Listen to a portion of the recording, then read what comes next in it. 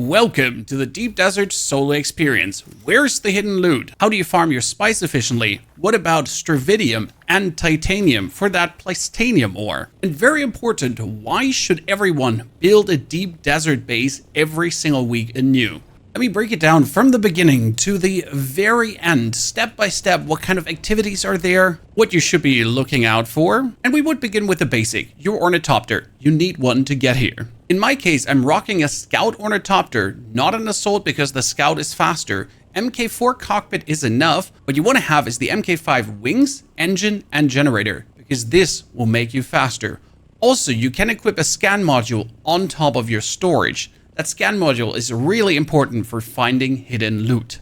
In order to get to the world map and the deep desert, you fly to the map borders of the Haga Basin with your ornithopter, and it's going to throw you here into the overworld. And then you just head to the top left corner, and here to the deep desert entry point matters, as it does in the Haga Basin. To the left side would be A3, in the middle is A5, and on the right side is A7. The beginning of the deep desert would be the A row. This is a PvE area, unless you go for the shipwrecks. The shipwrecks are still PvP.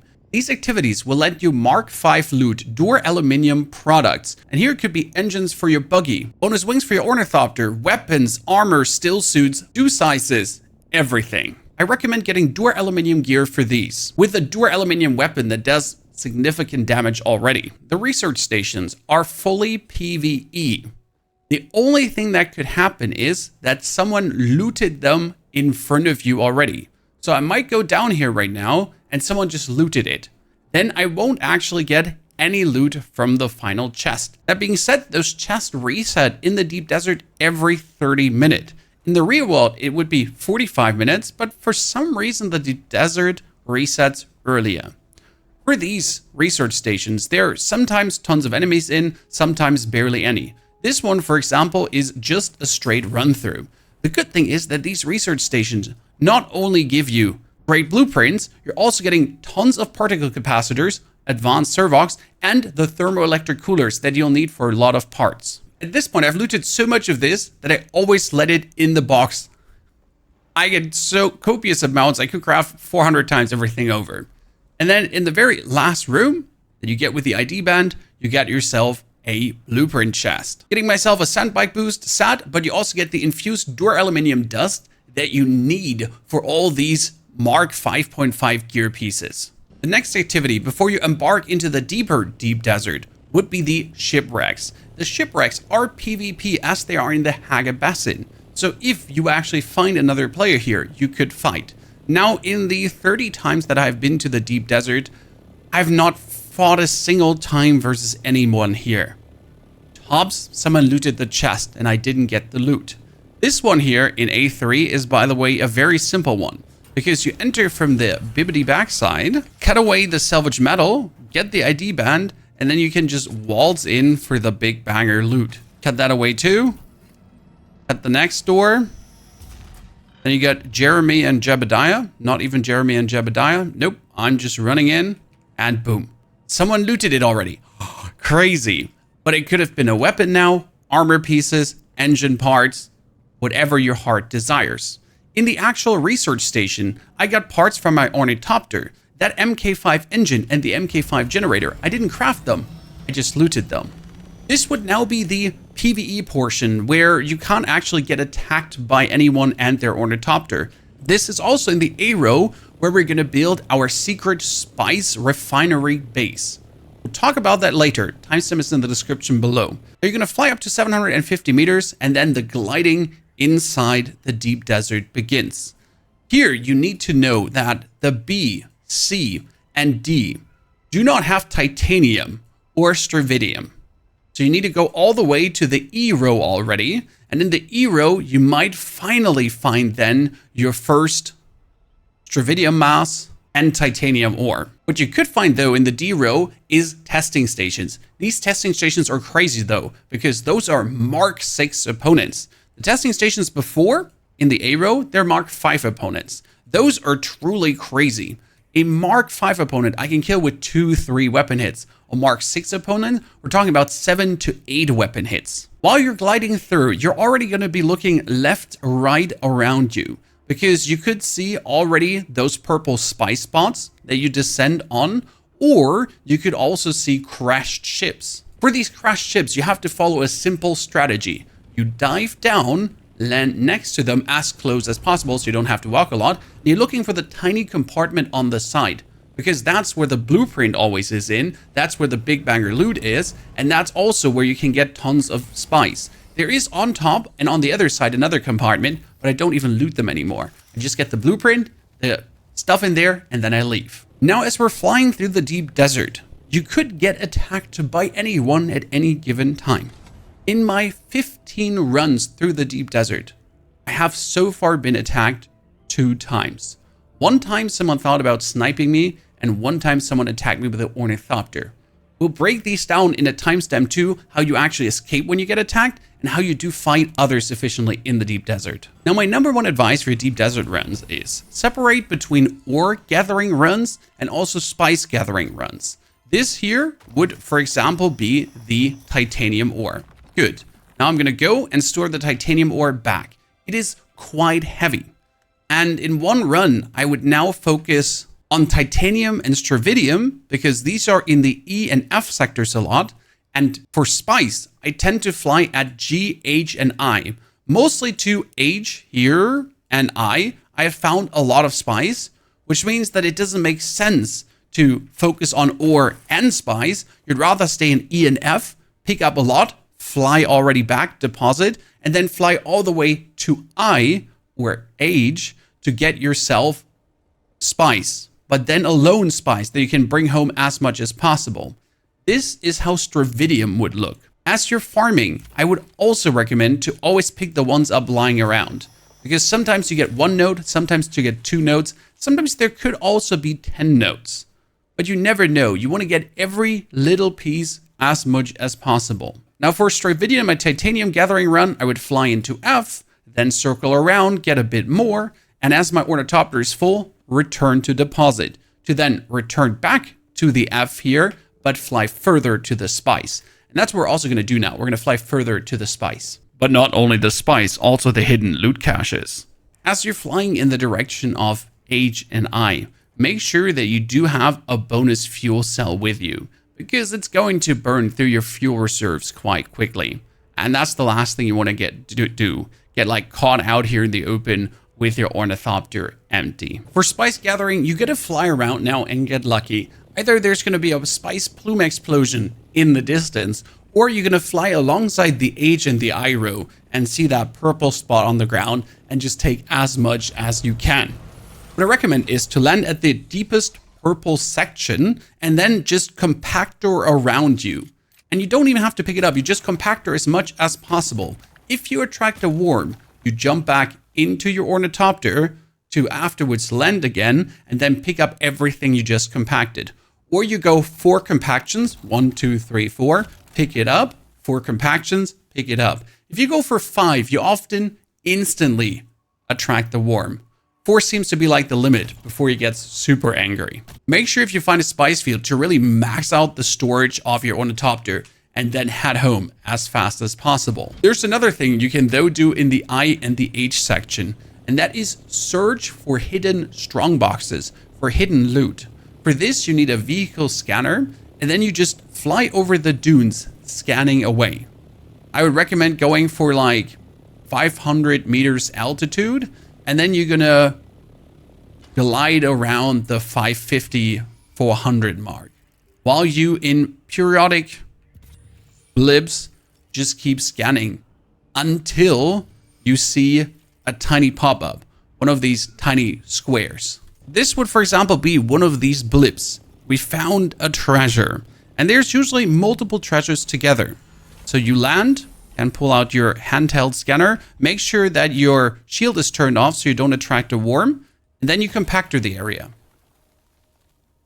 So pull up the treasure. Wow, that's actually a whole ass. Wow, okay, that was a lot loot. Then you're gonna pull out your scanner.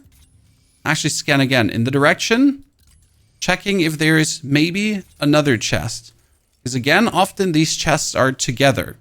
Unlucky, there doesn't seem to be one closer, but the general directions seem good. So keeps there is another one.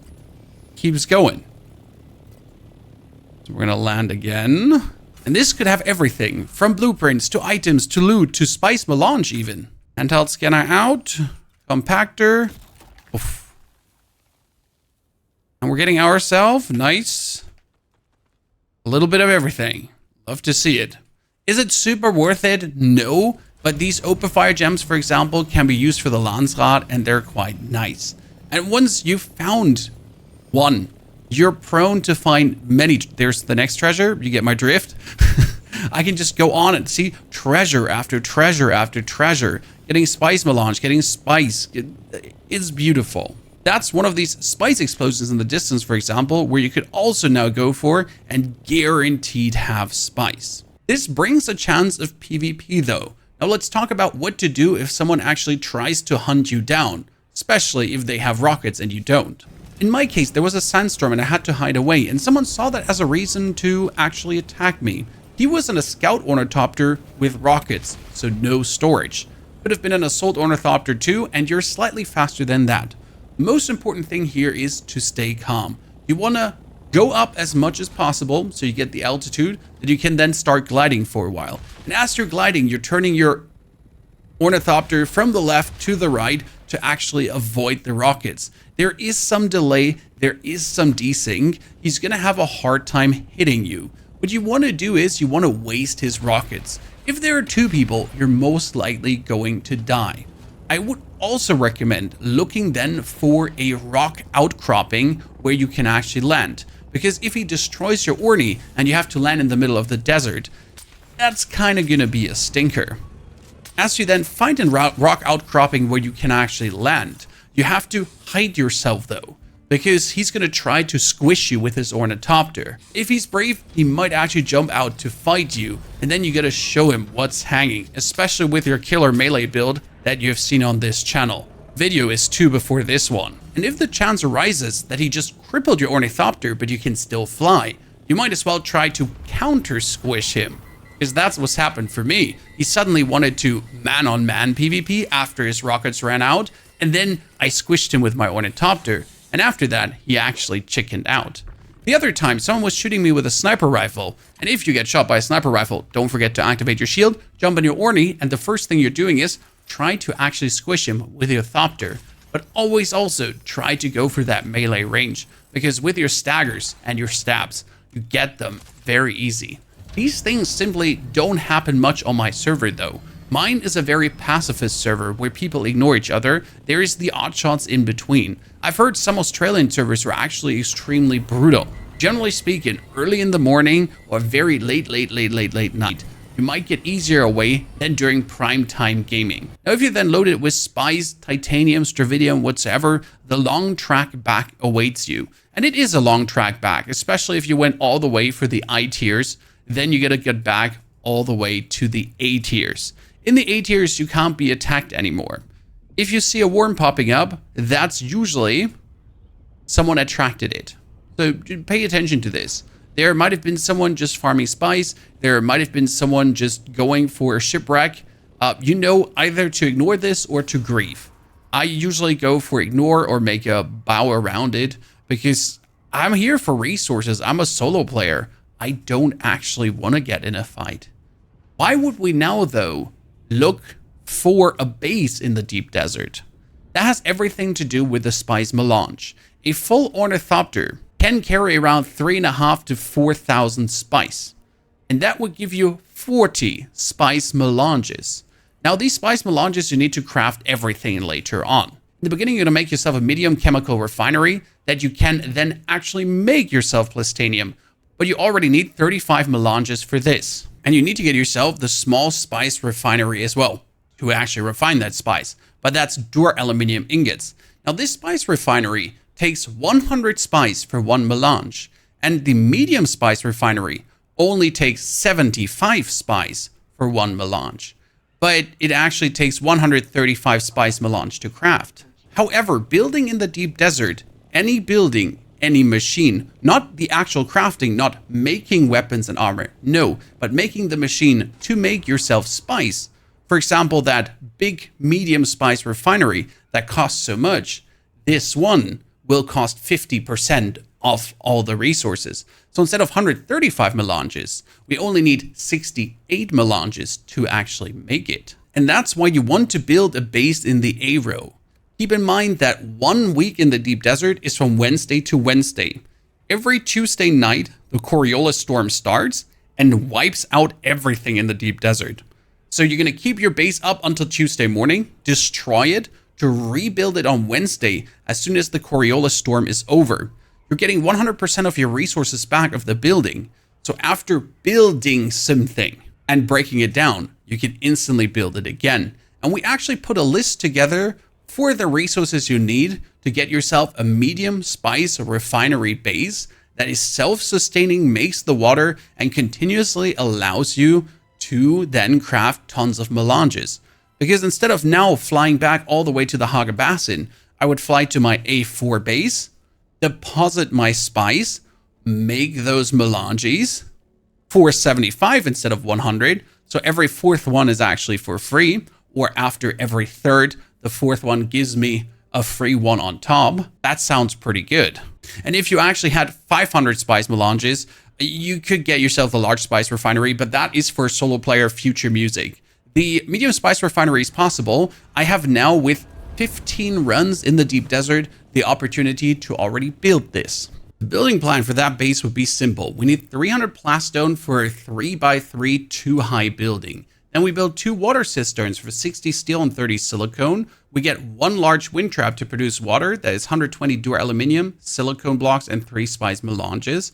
With also 35 calibrated servox, you'll need 5 to 10 filters for that, which requires duraluminum, silicone blocks, and spice residue. Then we get 7 normal generators out of salvaged metal with 700 fuel cells to keep the whole base fueled, with 2 chests iron that we can just deposit something, and then the medium refinery, which requires 143 plastanium ingots, 133 in silicone blocks, 68 melange, 50 complex machinery, and 95 cobalt paste. The weight for this is around 800, so you'd have to do 2 trips to just bring all the resources over, and you always keep that just in one single storage container in your base. And then when the reset is done, we just load this into our ornithopter, fly, build the base, fly a second time, and boom, we can start crafting spice. A video on this deep desert base will also follow. As a bonus tip, if you want to improve travel times, you can build yourself a scout ornithopter thruster. You will have to break down your inventory on the ornithopter, put the thruster in, then fly to the IHG row, pull off the thruster, and build your inventory back onto the ornithopter. This helps, but it gets annoying after a couple of runs. Generally speaking, as a solo player, everything is possible. You really want that deep desert base to get yourself more spice melange. I've made a total of 100 right now, but 100 is nothing, because in order to make myself MK6 weapon, Mark 6 weapons, I need a survival fabricator that would be 45 melanges. I need a garment fabricator, 45 melanges, a weapon fabricator, 45 melanges, and that would be just for the fabricator. If I then actually want to make the weapon, I need another 20 melanges. You notice, you want that deep desert base with a medium refinery to make yourself more of those beautiful melanges that you, with 75 instead of 100 spice cents, just get it all. Any more questions? Drop them in the comments below. Looking for the best loot in the Haga Basin? Got you covered as well. Enjoy and have a fantastic good time.